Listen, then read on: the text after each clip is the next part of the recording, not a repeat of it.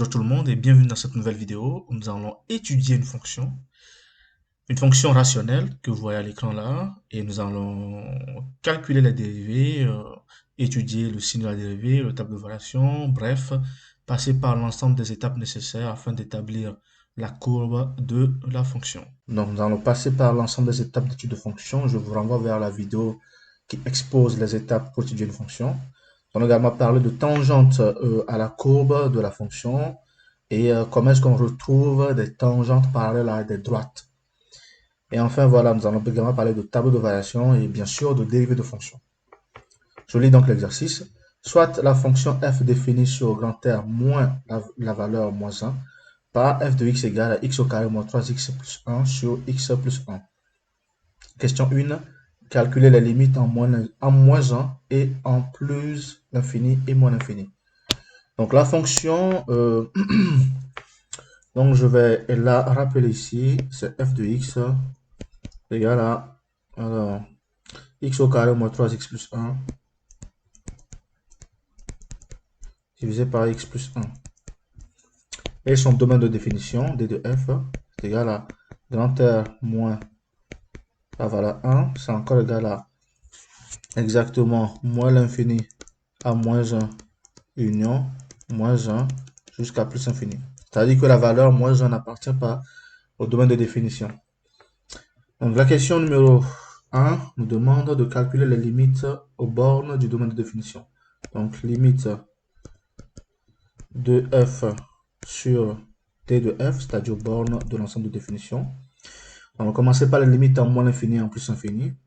La limite de f de x lorsque x tend vers moins l'infini, c'est égal à la limite de x au carré moins 3x plus 1 sur x plus 1 lorsque x tend vers moins l'infini, c'est égal à la limite. Donc on va factoriser en appliquant la méthode que j'ai déjà montrée dans plein d'autres vidéos pour lever l'indétermination. Voilà, donc on factorise directement.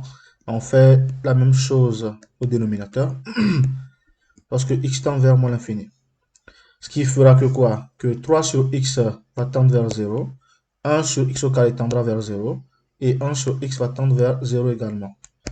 Une fois que toutes ces valeurs tendent vers 0, eh bien, la limite de f de x sera égale à quoi? À la limite de x au carré sur x, lorsque x tend vers moins l'infini, qui fait donc la limite de x lorsque x tend vers moins l'infini,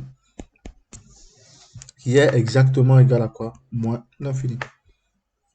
Donc, pareil, la limite de la fonction f de x lorsque x tend vers plus l'infini, c'est égal à la limite de x au carré moins 3x plus 1 sur x plus 1 lorsque x tend vers plus l'infini, est égal à, après simplification bien sûr, la limite de x lorsque x tend vers plus l'infini est égal à plus l'infini. Voilà. Maintenant, les limites en moins 1 par valeur inférieure et par valeur supérieure. Donc, lorsque x tend vers moins 1, moins 1 moins, ou bien ça peut s'écrire autrement, moins 1 lorsque x est inférieur à moins 1. Voilà, donc moins 1 par valeur inférieure. C'est égal à la limite de x au carré moins 3x plus 1 sur x plus 1 lorsque x tend vers moins 1 avec x inférieur à moins 1. Donc en remplaçant l'ensemble des valeurs par moins 1, nous aurons donc 1,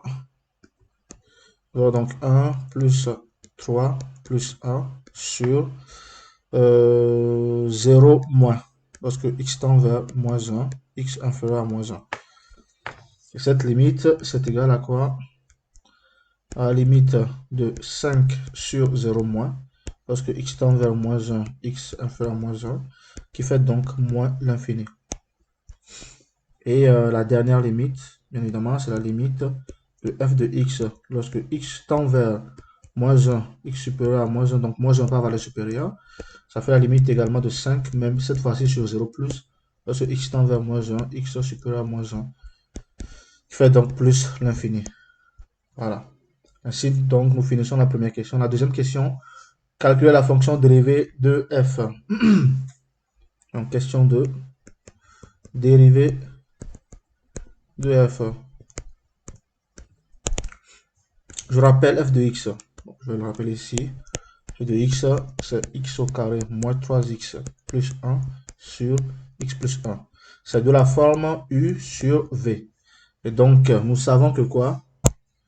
Que la propriété nous dit, propriété de point, u sur v prime, c'est u prime v moins u v prime sur v au carré. C'est donc cette propriété que nous allons appliquer. F prime de x, c'est donc égal à la dérivée du numérateur, ça fait 2x moins 3, facteur du dénominateur, moins la dérivée du dénominateur, facteur du numérateur, x carré moins 3x plus 1. Le tout divisé par le dénominateur au carré, donc x plus 1, le tout au carré. Je vais développer cela. Ça me fait donc 2x fois x, ça fait 2x au carré, plus 2x, moins 3x, moins 3, moins x au carré, plus 3x, moins 1, sur x plus 1, le tout au carré. Donc, nous avons 2x au carré moins x au carré, ça me fait donc x au carré. 2x moins 3x, ça fait moins x plus 3x, ça fait plus 2x. Va donc rester moins 3 moins 1, ça fait moins 4, divisé par x plus 1, le tout au carré. Ça, c'est f' de x. Voilà, ça, c'est la dérivée qu'il fallait trouver. Question 3. Déterminer le signe de la dérivée, puis dresser le tableau de variation de la fonction f. On calculera les valeurs approchées des extrémums de la fonction f à 10 puissance moins 2 près. Donc, allons-y. Le signe de la dérivée et tableau de variation. Ça, c'est la question 3. Première partie. Signe de la dérivée.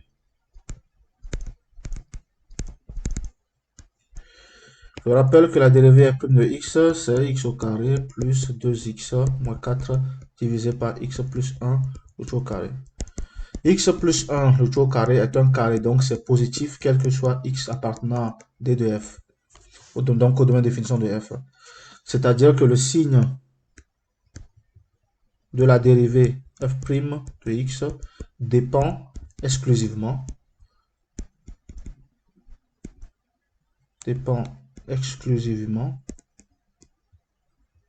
du signe du numérateur, donc de x au carré plus 2x moins 4. Or, pour trouver le signe d'un polynôme du second degré que voici, il faut quoi? Il faut factoriser ce polynôme. Donc commencer par calculer le discriminant, qui fait donc b au carré moins 4ac. Ça fait 4 moins 4 facteur de 1, facteur de moins 4. Ça fait donc 4 plus 16 qui est égal à 20. Une fois qu'on a le discriminant, nous pouvons déterminer chacune des racines et factoriser enfin le tout. Donc j'écris la formule des deux racines parce que le discriminant est positif, donc on a deux uniques solutions. Donc moins b ça fait moins 2, moins racine de 20, voilà, sur 2.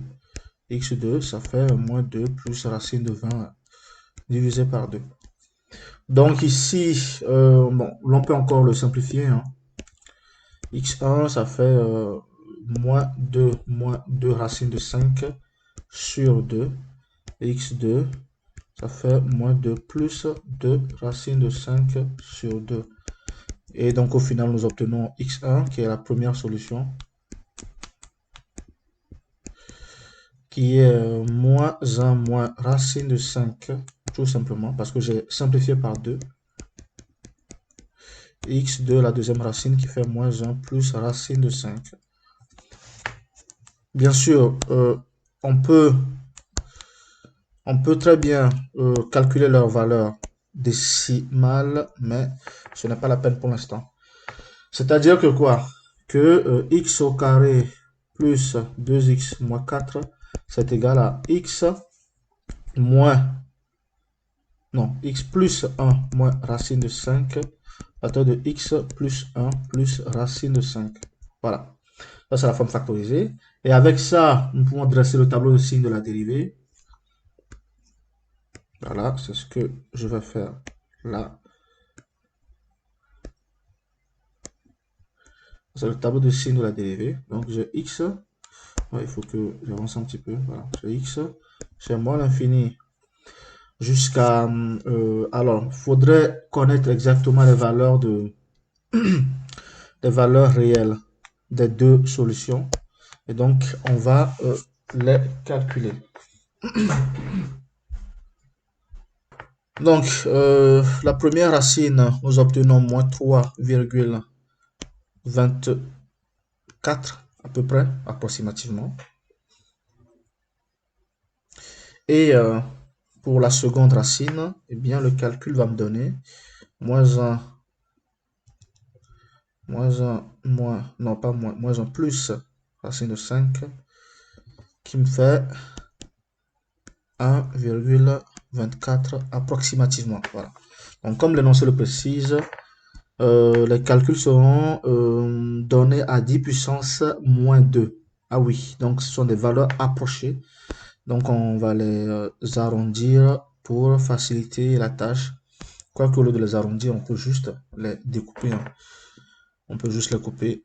Voilà, je ne vais pas les arrondir, je vais les laisser comme ça à 10 puissance moins 2. Bien, nous pouvons donc placer chacune des deux racines. Bon, je peux également le mettre ici, hein, donc ça fait x, x moins 1,23 à de x plus 3,23. Voilà, tout simplement. Donc, je remets ces valeurs dans le tableau. Nous avions déjà, donc, j'ai moins 3,23. J'ai moins 1, dans laquelle la fonction n'est pas définie. J'ai 1,23 et j'aurai plus l'infini à la fin. Voilà. Donc, je redessine le tableau pour avoir l'ensemble des valeurs. Très bien. Donc, nous avons d'un côté x plus 3,23. Ensuite, x moins 1,23. Et nous avons ici la dérivée, bien sûr, dont on doit déterminer le signe f' de x. Donc, ça annule ce polynôme et ça annule la dérivée aussi. La fonction n'est pas définie en moins 1. Ça annule la deuxième partie et la dérivée également. Donc, avant moins 3,23, x plus 3,23 est négatif, bien évidemment. Donc, positif sur le reste des intervalles. Avant 1,23, x moins 1,23 est négatif et donc positif après 1,23. Le signe de la dérivée, c'est donc moins fois moins, plus fois moins, moins, plus fois moins, moins, plus fois plus, plus. Avec ça, nous pouvons dresser le tableau de variation. Donc, tableau de variation maintenant. Tableau de variation. Deux points. Voilà. Voilà. Donc, ici, j'ai x. J'ai le signe de la dérivée. Et j'ai les variations de f. Donc, de la fonction. Je pars de moins l'infini jusqu'à moins 3,23. Je passe par moins 1, ensuite par 1,23 et je finis à plus l'infini. Voilà. Et je ferme mon tableau proprement. Donc, une fois encore, la fonction n'est pas définie. Pas définie en moins 1. Voilà. Donc, on trace deux traits. Lorsque la fonction n'est pas définie, on trace deux traits pour signifier cela. Moins 3,23 annule la dérivée. 1,23 annule la dérivée. Donc, les deux extrémums se trouvent au point moins 3,23 et 1,23. Donc, les signes de la dérivée sont plus, moins, moins, plus. C'est-à-dire que la fonction est croissante ici, décroissante ensuite, décroissante une fois encore, et croissante. Les limites de la fonction, en moins l'infini, nous avons moins l'infini, en plus l'infini, nous avons plus l'infini. Donc en moins l'infini, nous avons moins l'infini. En plus l'infini, nous avons plus l'infini. Et les limites en moins 1 par valeur inférieure et par valeur supérieure donnent respectivement moins l'infini et plus l'infini. Voilà, donc ça donne moins l'infini et plus l'infini. Maintenant, nous devons calculer la valeur de la fonction. Donc, nous devons calculer f de moins 3,23 est égal. et f de 1,23 afin de placer les extrémums proprement. Bon, nous allons donc effectuer le calcul. La fonction, son expression, il faut la retrouver. C'est l'expression que nous avons ici. Voilà. Non, ça c'est la dérivée, hein, attention. L'expression de la fonction, eh bien, nous l'avons là. Donc, ça fait donc je mets la fraction, ça fait moins 3,23 au carré sur moins 3 fois moins 3,23 plus 1 divisé par moins 3,23 plus 1. Alors, donc ça fait moins 3,23 le tout au carré, moins 3 fois moins 3,23 plus 1 sur moins 3,23 plus 1. Donc, le résultat me donne moins 9,47. Et ici, moins 9,47. Et l'autre va me donner, on va, donc c'est 1,23 dans le calcul, hein, je veux dire. Donc, 1,23, 1,23. Et nous obtenons, donc 1,23 au carré, moins 3, fois, ça fait moins 0,527. Bon, de nous arrêter à la deuxième chiffre après la virgule. Voici donc le tableau de variation complet avec l'ensemble des valeurs nécessaires pour tracer ensuite une courbe. Ah oui, je ne les ai pas mis, je vais les mettre ici. Et moins 0,52. Voilà. Très bien. Question suivante. C'est la question 4. Existe-t-il des tangentes AC de F parallèles à la droite d'équation y égale à moins 4x moins 5? Si oui, donne l'équation de cette ou de cette tangente. Donc, on doit chercher les tangentes parallèles à y égale à moins 4x moins 5.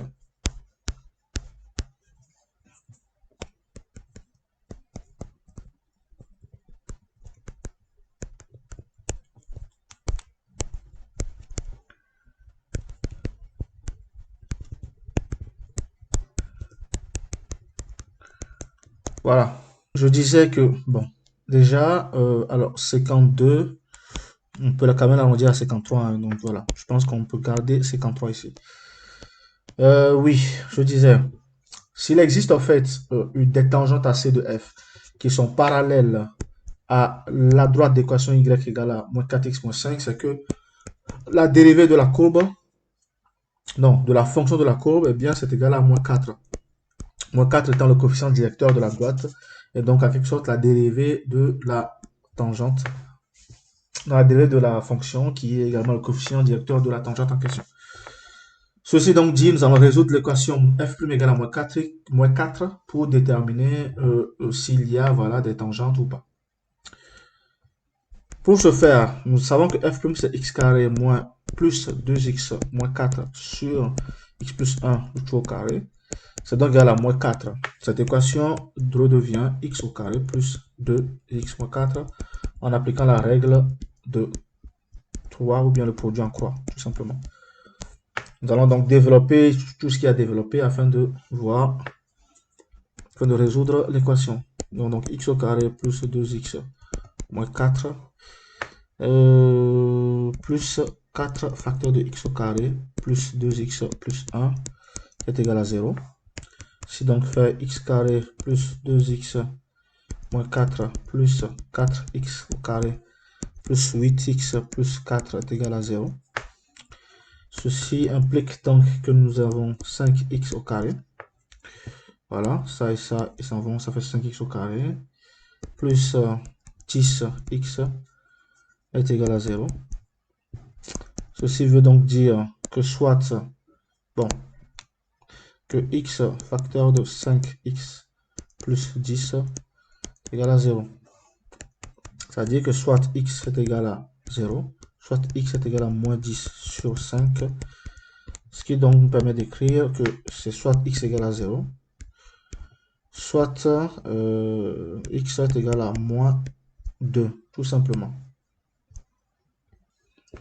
Donc, cela signifie que la courbe, eh bien, C de f admet deux tangentes, parce qu'il y a une tangente en x égale à 0 et une autre en x égale à moins 2, qui sont parallèles à la droite d'équation y égale à moins 4, x moins 5. Voilà, nous avons là. Et je fais un petit rappel. Pour déterminer la tangente à une courbe, en fait, s'il y a une équation, donc l'équation de la tangente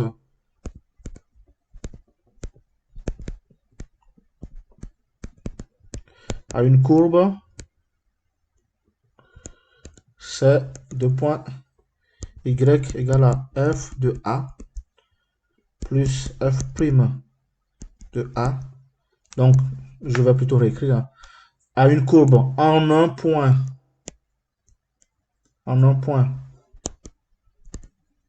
x égale à a, virgule, et deux points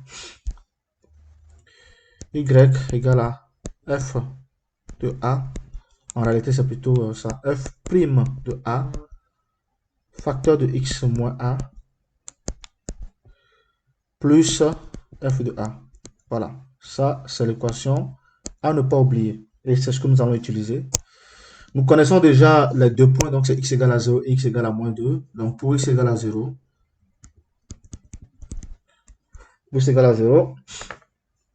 eh bien nous avons f' de 0 qui fait donc l'expression de la dérivée. Donc f' de 0, ça fait moins 4 tout court. Et f de 0, ça fait f de x, je vais rappeler son expression. F de 0, ça fait 1. Voilà, f de 0 égale à 1. F de 0 égale à 1. Donc, y, ici, y, c'est f', donc ça fait moins 4. Facteur de x moins 0, plus f de a qui est 1. Donc, nous avons la première tangente T1 d'équation, y1 est égal à moins 4x plus 1. Voilà. Et maintenant, pour x égale à moins 2, eh bien, nous avons f' de moins 2 qui nous donne f' de moins 2, donc ça fait 4 moins 4, donc ça fait moins 4 sur 1, donc ça fait moins 4 aussi. Voilà. Et f de moins 2 nous donne, voyons voir, f de moins 2, ça fait 4 plus 6 plus 1, donc ça fait 11. 11 divisé par moins 1, donc ça fait moins 11. Ça fait moins 11. Donc y, ça fait, d'après l'équation, f' de a, donc f' de moins 2 qui fait moins 4, facteur de x plus 2, plus f de moins 2 qui fait moins 11, donc moins 11. Nous avons ainsi la deuxième tangente T2 d'équation y2 qui est égale à moins 4x. Donc ici, ça fait quoi? Moins 4x moins 8 moins 11. Donc moins 4x moins 19. Voilà. CQFD, CQFD et CQFD. Question suivante. C'est la question 5. Existe-t-il des tangentes à C de F parallèles à la droite d'équation? Donc ça, c'est une autre droite d'équation. Si oui, trouvez cette tangente. Donc l'équation, c'est 3x moins 2y égale à 0. Donc question 5. 3x moins y égale à 0.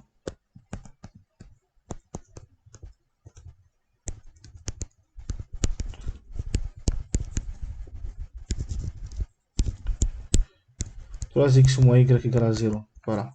C'est bien ce que nous avions dans l'énoncé. Alors, je vais vérifier juste un peu. Ouais, c'est bien ça. 3x moins 2y moins 2y égale à 0. Donc, c'est pas moins y, c'est moins 2y. Cette équation 3x moins 2y égale à 0 est équivalente à l'équation y est égal à moins, non pas moins, égal à 3 sur 2x, tout simplement. Ouais, égal à 3 sur 2x. Et donc, nous allons procéder pareil. Hein. Nous avons donc f' de x est égal à 3 demi. Ce qui veut dire que x au carré plus 2x moins 4 sur x plus 1, le tout au carré est égal à 3 demi. Et donc, x au carré plus 2x moins 4 est égal à 3 demi facteur de x au carré plus 2x plus 1. Ce qui implique x au carré moins 3 demi de x au carré plus 2x moins 3x moins 4 plus moins 3 demi. Voilà, égal à 0. Avec ça, nous obtenons donc x au carré moins 3 demi, il va rester moins 1 demi de x au carré. 2x moins 3x va rester moins x. Et moins 4 moins 3 demi, il va rester moins 5 demi normalement. Non, non, non, pas du tout. Ici, il y aura une addition. Ça fait donc moins, donc fraction, moins 4, moins 8, moins 3 sur 2, égale à 0. Très bien. Ce qui nous conduit à moins 1 demi de x au carré, moins x, moins 11 sur 2 est égal à 0. Et en multipliant le tout, toute l'équation par 2, nous obtenons moins x au carré, moins 2x, moins 11 égale à 0. Donc en passant d'ici, j'ai fait quoi? Fois 2. En multipliant le tout par moins, nous obtenons x au carré plus 2x plus 11 est égal à 0. Ça, c'est l'équation à résoudre pour trouver les deux solutions x1 et x2. Pour cela, très simple, nous allons calculer le discriminant. Ça fait donc 4 moins 4 facteur de 1 facteur de 11. Ce qui donne donc moins 4 moins 44 qui fait moins 40 et qui est négatif. Donc puisque le discriminant delta est négatif, virgule, il n'existe pas de solution à l'équation x au carré plus 2x plus 11 est égal à 0. Et donc, il n'existe non plus, n'existe pas de tangente à C de f qui soit parallèle à la droite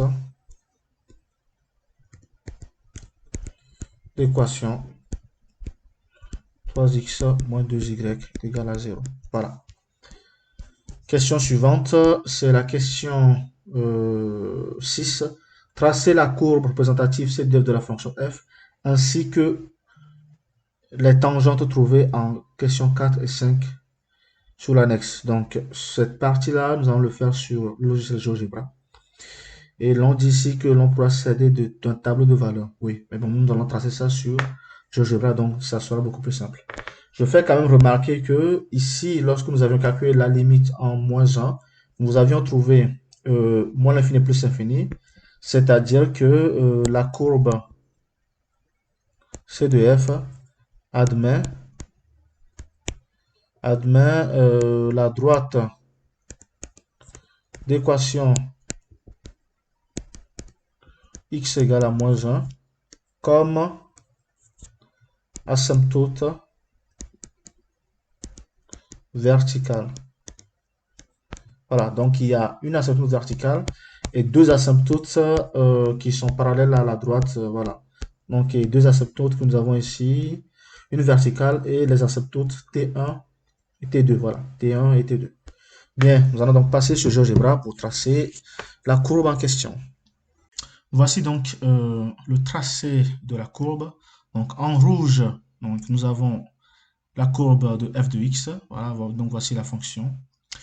En orange, nous avons la première tangente. Voilà. En violet, nous avons la deuxième tangente. Voilà. Et vous verrez que les deux tangentes sont parallèles, bon, sont tangents aux deux parties de la courbe. Donc la violette qui est la deuxième tangente, qui est tangente à la partie inférieure vers le moins l'infini, et l'orange qui est tangente à la partie supérieure de la courbe. Et enfin, nous avons H, voilà, qui est notre asymptote verticale. Voilà, donc c'est une tangente, mais qui est verticale et qui est tangente aux deux parties de la courbe. Bien. Ainsi donc prend fin cet exercice, hein, voilà, avec ce tracé de courbe sur le logiciel GeoGebra. Je vous remercie d'avoir suivi cette vidéo. Je vous invite à me suivre régulièrement et à suivre régulièrement ma chaîne. Je vous invite également à liker cette vidéo, voilà celle-ci. Je vous invite à la commenter avec vos questions et vos interrogations. Je vous invite également à vous abonner à cette chaîne parce que vous verrez régulièrement de nouvelles vidéos qui parlent de sciences, d'études académiques et j'en passe. Je vous invite enfin à consulter la description de cette vidéo pour y voir mon adresse mail sur laquelle vous pouvez m'envoyer des exercices un peu plus compliqués et des interrogations que vous aurez du mal à mettre dans les commentaires. Merci, à bientôt.